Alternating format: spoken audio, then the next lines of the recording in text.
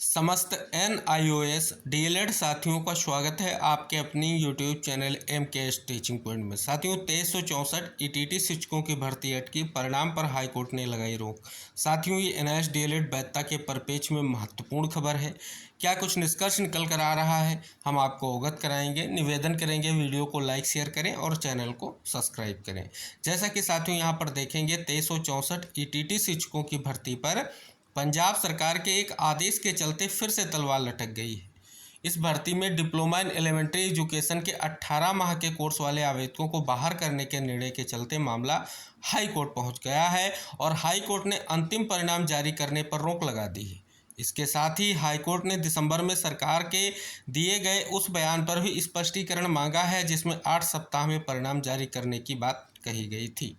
याचिका दाखिल करते हुए महावीर सिंह व अन्य ने हाई कोर्ट को बताया कि पंजाब सरकार ने 2020 में 2364 ETT शिक्षक पद के लिए आवेदन मांगे थे। नियुक्ति के दौरान लिखित परीक्षा और ऊंची शैक्षिक योग्यता के 5 अंक जोड़कर मेरिट बनाई जानी थी। याचिकाकर्ताओं ने कहा कि नियमों में कहीं भी ऐसा प्रावधान नहीं है और उच्च शैक्षणिक योग्यता के लिए अतिरिक्त अंक दिए जाएं। साथ ही कानूनी प्रावधान के अभाव में भर्ती के लिए ना तो कुछ जोड़ा जा सकता है और ना ही कुछ समाप्त किया जा सकता है।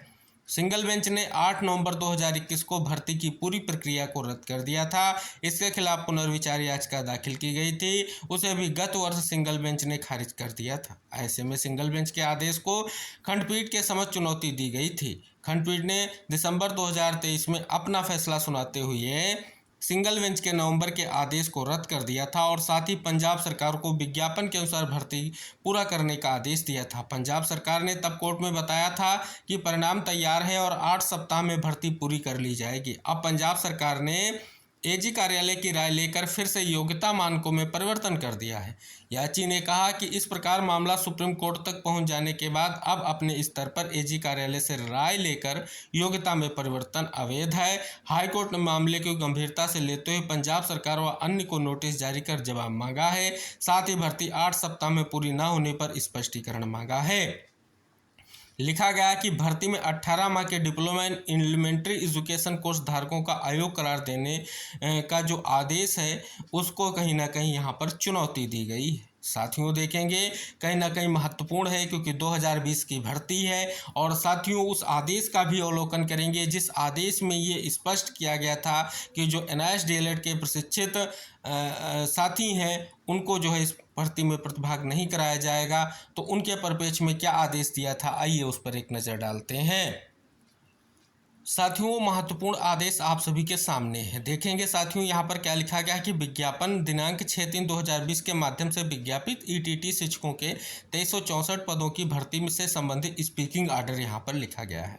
साथियों जैसा कि यहाँ पर स्पष्ट तौर पर जो 19/12/2023 के जो आदेश के अनुपालन की बात की गई है। आगे साथियों अगर हम देखेंगे यहाँ पर 6/3/2020 यानी विज्ञापन जो था 2364 ETT पदों की भर्ती के लिए अंतिम योग्यता सूची सहित संपूर्ण चयन के साथ जो है कहीं ना कहीं स्पष्ट तौर पर मानदंड शामिल हैं। कहीं ना कहीं इसको रद्द करने की बात की गई, जैसा कि आपने देखा है कि सिंगल बेंच में मामले की बात की गई। अब साथियों आगे बढ़ते जाएंगे। ये साथियों वो सभी महत्वपूर्ण तथ्य मेंशन किए गए हैं जो कोर्ट के आदेश में थे, सिंगल बेंच के आदेश में थे, उसके बारे में यहाँ पर जिक्र किया गया है। साथियों इसी के साथ अगर देखेंगे बहुत सारे तथ्यों को यहाँ पर मेंशन किया गया है, लेकिन साथियों जो महत्वपूर्ण जो आप सभी लोगों के लिए तथ्य मेंशन किए गए हैं उन पर हम बारी बारी से नज़र डालेंगे। आगे साथियों अगर चलेंगे तो देखेंगे स्पष्ट तौर पर बहुत सारे तथ्यों को यहाँ पर मेंशन किया गया है और साथियों यहाँ पर जो है उन सभी तथ्यों को मेंशन करते हुए उन सभी आदेशों का जिक्र करते हुए कहीं ना कहीं कुछ महत्वपूर्ण तथ्य यहाँ पर देखने को मिल रहे हैं। आप साथियों यहाँ पर बात कर लें, एक तो B.Ed की योग्यता की बात कर ली गई है कि जो B.Ed पर विचार ETT पदों के लिए उत्तीर्ण अभ्यर्थी NCT के अनुसार जो है सूचना जो है दिनांक 28/6/2018 माननीय सर्वोच्च न्यायालय ने अपने फैसले के तहत दिनांक 11/8/2023 को जो देवेश शर्मा में आदेश पारित किया है कि जो है 2018 की अधिसूचना को रद्द कर दिया है और साथ ही B.Ed को प्राथमिक शिक्षक भर्ती के लिए एलिजिबल नहीं माना है। अब यहाँ पर साथियों देखेंगे वही बात वही चीज़ों का निष्कर्ष लिखा गया है कि जो माननीय उच्चतम न्यायालय या माननीय उच्च न्यायालय के उपरोक्त निष्कर्षों के संबंध में महाधिवक्ता पंजाब के कार्यालय राय मांगी। इस कार्यालय ने अपनी दिनांक 30/5/2024 को प्रस्तुत की, जिसका जिक्र जो है खबर में किया गया है। तो साथियों ये बीएड के परिप्रेक्ष्य में बात हो गई। अब साथियों यहाँ पर देखेंगे दूसरा जो महत्वपूर्ण है वो एनआईएस डीएलएड के परिप्रेक्ष्य में यहाँ पर देख सकते हैं लिखा गया है कि एनआईएस डीएलएड के बारे में क्या लिखा गया है कि इसी तरह यह भी रहा है कि प्रारंभिक शिक्षा में open and distance learning mode के माध्यम से आयोजित प्रारंभिक शिक्षा में 18 महीने के डिप्लोमा पर विचार किया जाए। राष्ट्रीय मुक्त विद्यालय शिक्षा संस्थान को वैध माना जाए। पहले ऐसे अभ्यर्थियों को ईटीटी पद के लिए पात्र माना जाता था। हालांकि अब भारत के माननीय सर्वोच्च न्यायालय ने अपने निर्णय जो दिया है उसके परिप्रेक्ष्य की बात की गई है। जयवीर सिंह बनाम अन्य में उत्तराखंड राज्य में जो है निम्नलिखित आदेश पारित किया गया, उस आदेश की बात की गई है यहाँ पर।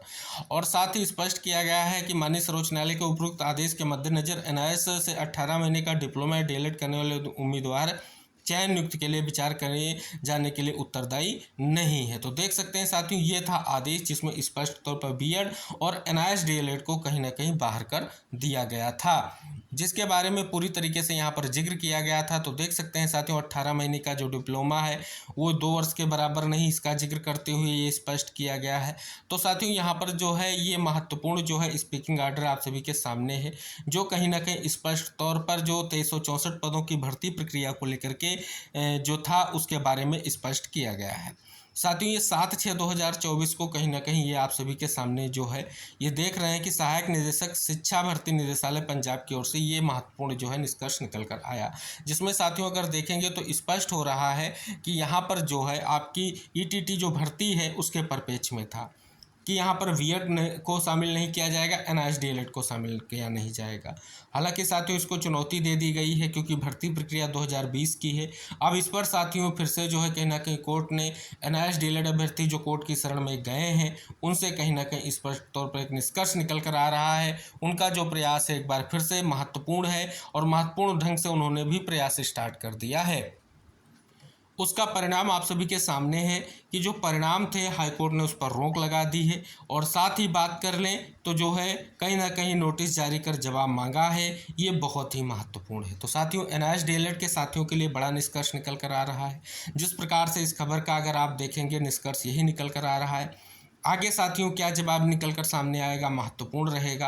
और क्योंकि साथियों यहाँ पर महत्वपूर्ण ये हो जाता है कि जो भर्ती प्रक्रिया में जो विशेष तौर पर स्पष्ट तौर पर यहाँ पर कहीं ना कहीं स्पष्ट तौर पर प्रयास किया गया है कि यहाँ पर देखेंगे कि पंजाब सरकार को विज्ञापन के अनुसार भर्ती को पूरा करने का आदेश दिया था, यानी जो डबल बेंच का आदेश था उसमें साथियों जो है विज्ञापन के अनुसार भर्ती करने का जो है आदेश दिया गया था। अब साथियों विज्ञापन को लेकर के क्या निष्कर्ष निकल कर आता है महत्वपूर्ण रहेगा। उम्मीद करेंगे जो हमारे साथी इस भर्ती प्रक्रिया को लेकर के प्रतिभाग किए या उस उद्देश्य से प्रयास कर रहे हैं उनके लिए निष्कर्ष निकल कर आए। तो साथियों एनआईएस डीएलएड के साथियों के लिए बड़ी खबर है। और साथियों को बड़ी स्थिति यही है कि जो आदेश था यानी विभागीय आदेश था उसके खिलाफ कहीं ना कहीं स्पष्ट तौर पर एक बार फिर से कोर्ट में जो एनआईएस डीएलएड के साथी गए हैं और उस वजह से नोटिस हुआ है। और विज्ञापन की शर्तों के और जो स्पष्ट तौर पर विज्ञापन में कहीं ना कहीं वैधता वगैरह की स्थितियां थी उनके बिहार पर ही भर्ती पूर्ण की जाए, ऐसा उन्होंने मांग की है। उम्मीद है साथियों बड़ा निष्कर्ष निकल कर आएगा और अगली सुनवाई में चीज़ें स्पष्ट होंगी। तो ये था महत्वपूर्ण अपडेट। निवेदन रहेगा वीडियो को लाइक शेयर जरूर कीजिएगा सभी साथियों तक, और चैनल को पर अगर आप नए हैं तो चैनल को सब्सक्राइब करके बेल आइकन जरूर प्रेस करें। मिलते हैं नेक्स्ट अपडेट के साथ, तब तक के लिए बाय बाय, टेक केयर साथियों।